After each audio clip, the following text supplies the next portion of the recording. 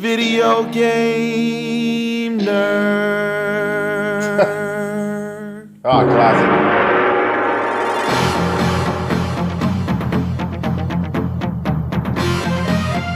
When this sumbitch came out, it changed the landscape of gaming entirely. It garnered praise and a ton of controversy. Even the government was trying to ban it until they came up with the bright idea of ratings. It's crazy to think with how violent the series is today, this caused an uproar. I mean, it kind of did, though. Nowadays, the gore isn't too crazy, but back in '92, holy shit. It was unlike anything we'd ever seen before. While Street Fighter II was revolutionary for fighting games, Mortal Kombat was revolutionary for video games as a whole. The game was turned into a comic book, cartoon, movie, live-action series, trading cards, and of course the album by the Immortals with that legendary single, Techno Syndrome, which became the Mortal Kombat theme. But the whole album just pummels you with a meteor shower of sizzling hot beats.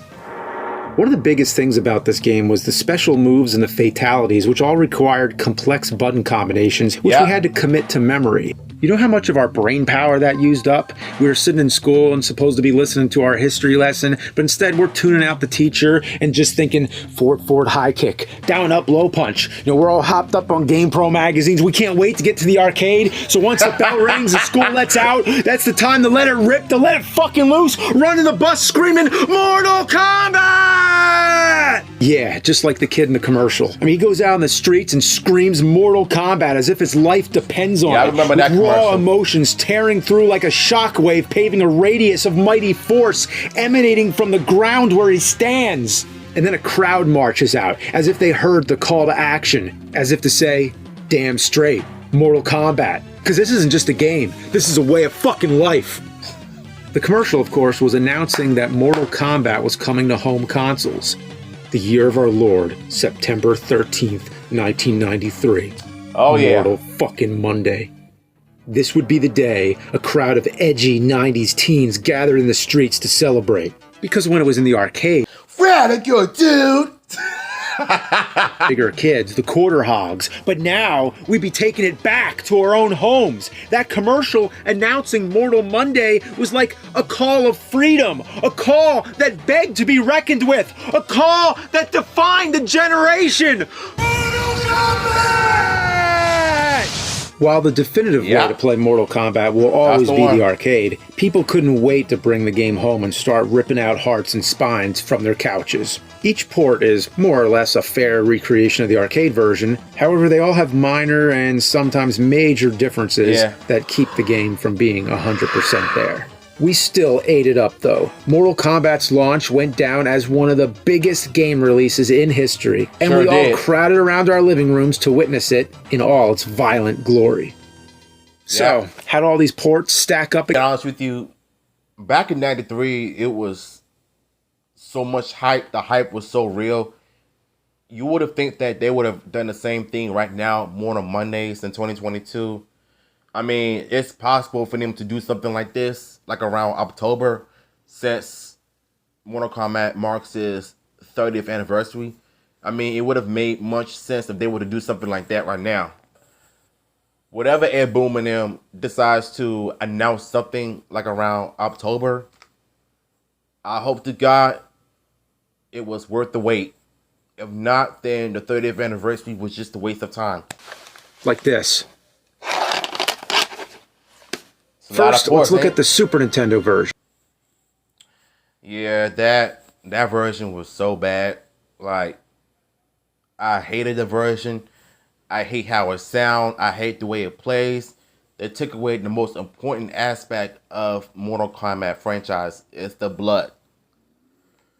The number one thing you should not do is remove the blood from the game. Because we all know Nintendo is a PG product. So, however, the sequel after that did it better. Just saying. And developed by Sculptured Software.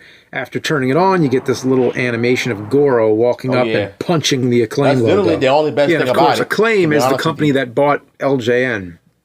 Yeah, punch that logo, Goro. Yeah. Punch the fuck out of it. Yeah, watch him punch that fucking logo all day.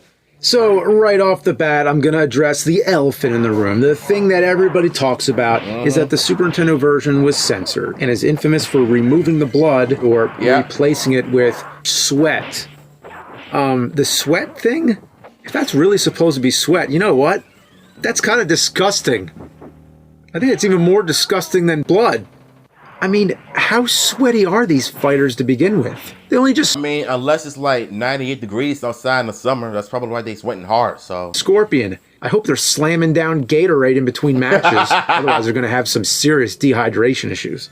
In my opinion, the first Mortal Kombat was never known to be a tight and precise fighting game. It was more of a mindless blood sport that you and your friends played for fun. And it was just the style of it, how it was... Speaking of blood sport, I think this movie might have took inspiration from Mortal Kombat when it comes to the tournament. And Jean-Claude Van Damme was supposed to be Johnny Cage for the game, but declined because he went on to do some other films. But later will become Colonel Gao in Nagato for Street Fighter movie in '94, which was trash, by the way. But yeah, there was a video on YouTube about the Bloodsport Mortal Kombat tribute featuring Jean-Claude Van Damme as Johnny Cage. Like, it's literally Mortal Kombat, but in the late 80s. But removing the blood, it just makes this a mediocre fighter on the Super Nintendo, with Street Fighter II Turbo out the same year.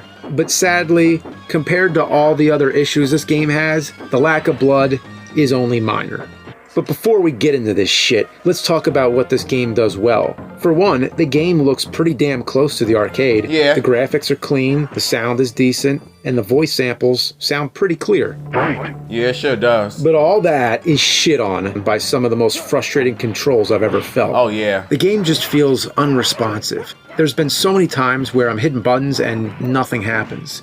Sometimes I'll be nowhere near the enemy, but able to sweep them infinitely from a mile away. Yeah, that is kind of weird, thing that blows is getting hit while shooting a projectile cancels your projectile.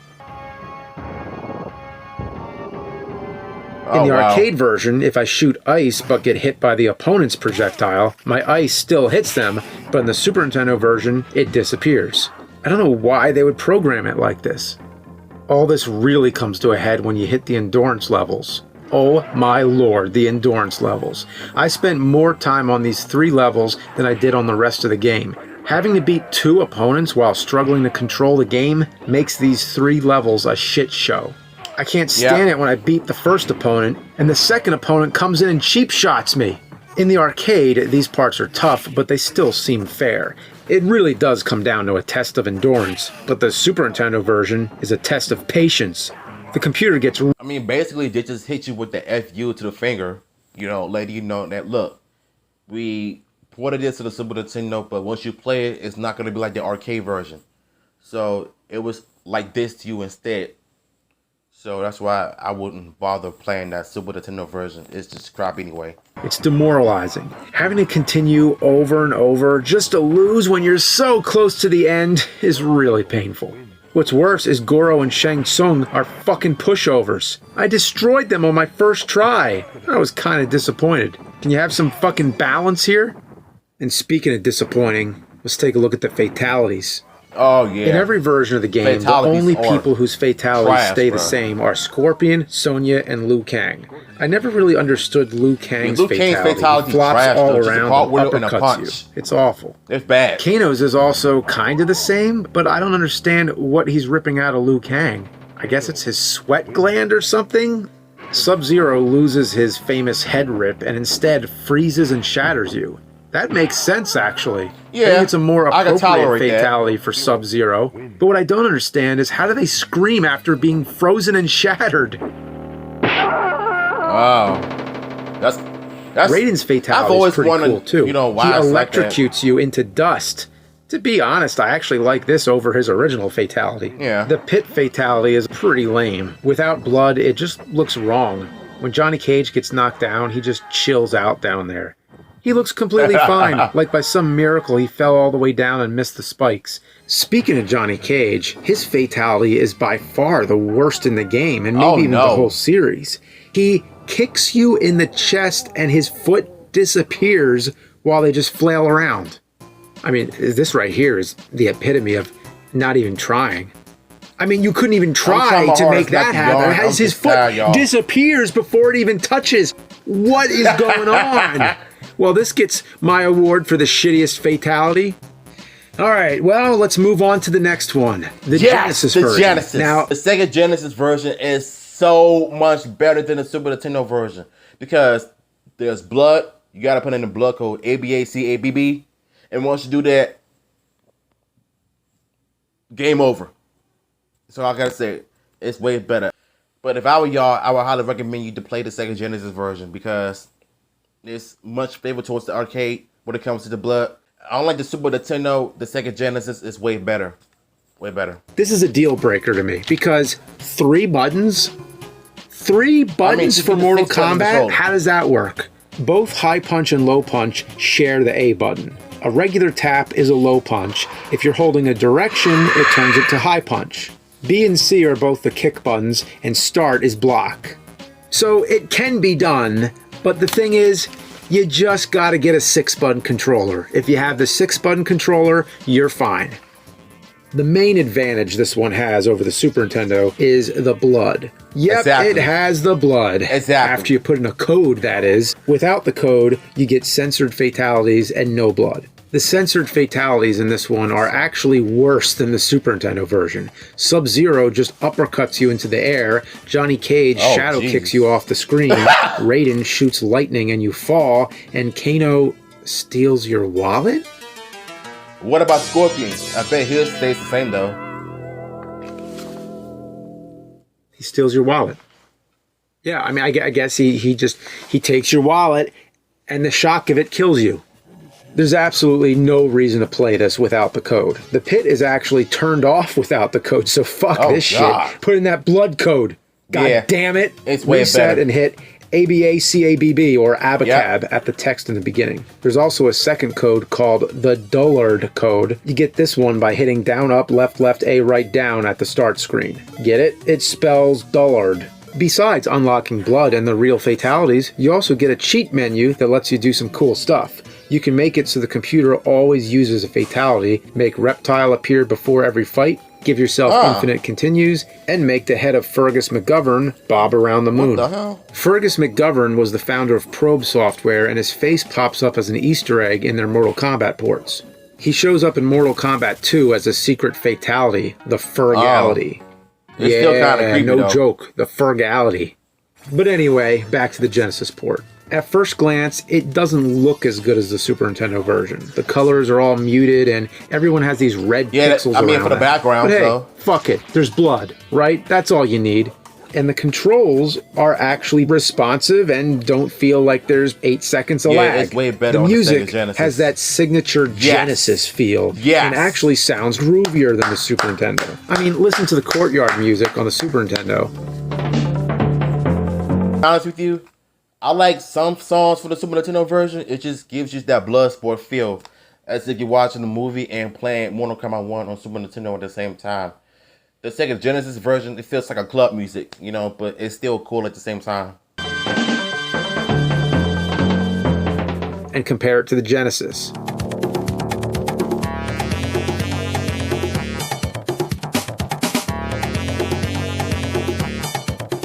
So, overall, it's a decent port with flaws that don't harm the overall experience. Of course, you have to have the 6-button controller, though.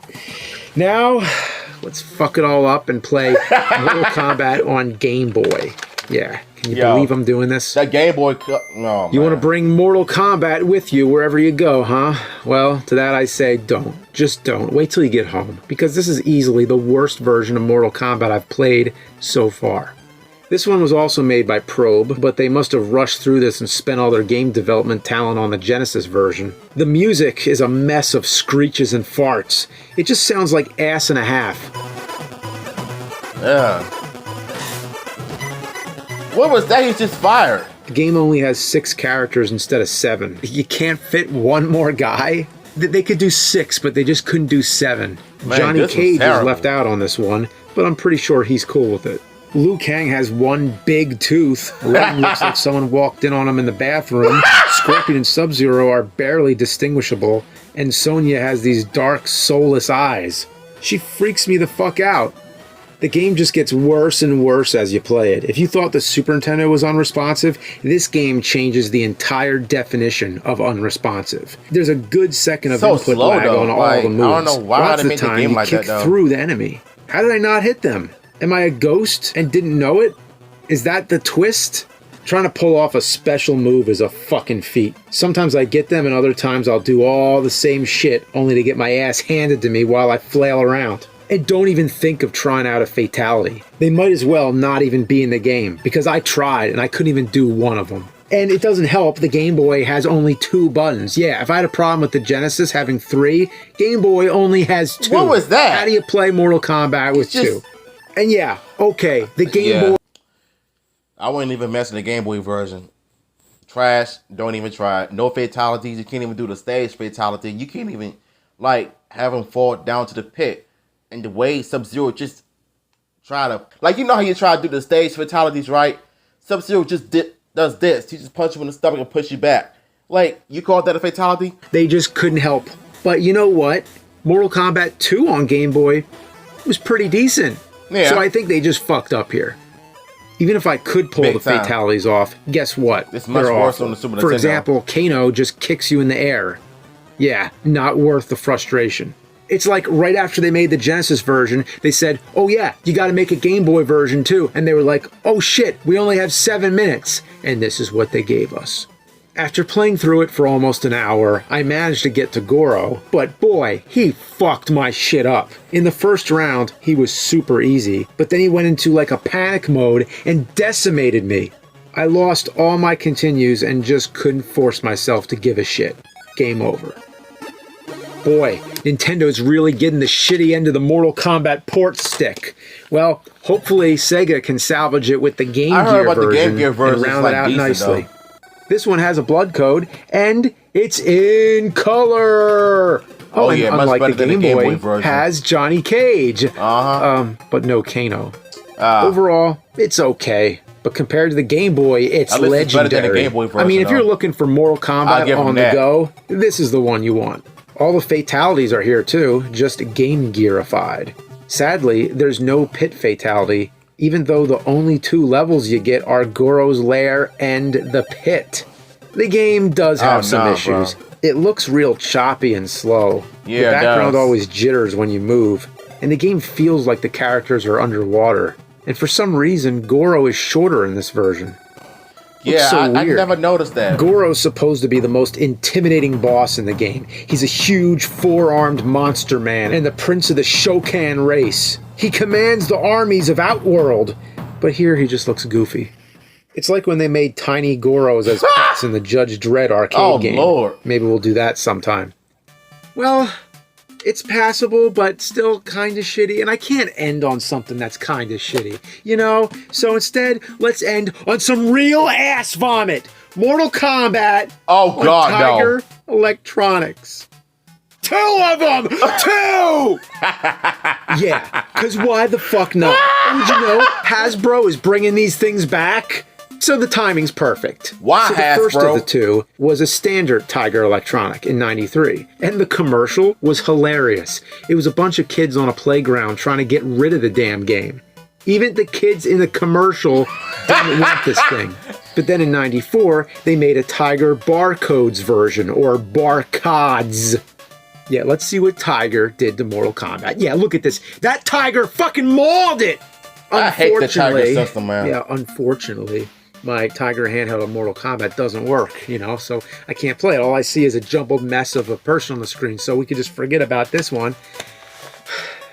Except for the fact that they made Tiger handheld emulators. What the fuck? Emulators? Yeah, Tiger handheld emulators. I'm not even kidding. I think it's safe to say we've officially hit the bottom of the porto potty What? when it comes to video game emulation. A human being had to actually scan all the artwork in the games and program them to work on a MAME That's emulator. even worse. So what you're seeing here is an emulated version of the Tiger Electronic Mortal Kombat. And now, it sucks balls in HD. Surprisingly, the game features all 7 original characters, as well as Goro and Shang Tsung. Wow. Oh, this is the bad. Game Boy and Game Gear version couldn't even get all 7. Well, that's 1 point for Tiger Electronics. Go get him, Tiger! But each character is just the same with graphics added. Sonya is the worst of all because she shares the same body as Johnny Cage and Liu Kang. There actually do exist button combinations where you can pull off special moves. This is also how you do the finishing moves, which just knocks them out. It's shitty, but honestly, I think I'd rather play this than the Game Boy version. Moving on, we have the Tiger Barcods version. This one's a bit bigger and actually has real sound instead of just beeps and boops.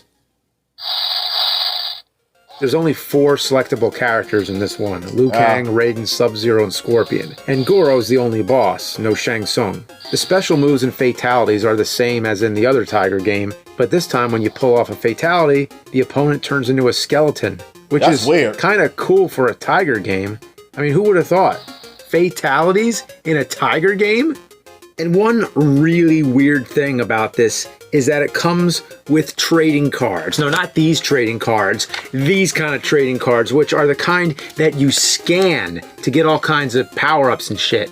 I guess that's kind of cool, but you never know what the cards are going to do. I never knew this, though. I've always thought they used to play with the Tiger handheld of any other franchise, Turtles, Power Rangers, Street Fighter, Mortal Kombat, but using training cards to get power-ups, that's weird though. Strength, defense, life, etc. But some cards outright kill you. Why would you want a card that kills you before the fight even starts? What is the point? And it's not like there's any descriptions on these cards that really tell you exactly what they do. It's just a guessing game, so they threw the death ones on here just to be assholes. There's also a card that kills the opponent without even having to fight them. Just scan it and they die. You can actually beat the entire game by just scanning this card. Yeah, so in case you're planning to speed run a Tiger game, you could just scan this 10 times. I don't see the point. Why even turn the damn thing on to begin with? The ports shat out on Mortal Monday, as well as some extra dingleberries. I know I missed some other ports like the Sega CD version, but that one is mostly the same as the Genesis with some enhancements. Also, I mainly wanted to stick to the original console releases. And the Tiger ones needed to be shit on because they exist. They trash, bro. Well, to this day, Mortal Kombat is still one of gaming's biggest franchises. For 28 years, it's still going strong. And even though it was inspired by Street Fighter, it set itself apart and inspired all kinds of other fighting games, many of which are clones or rip-offs of Mortal Kombat.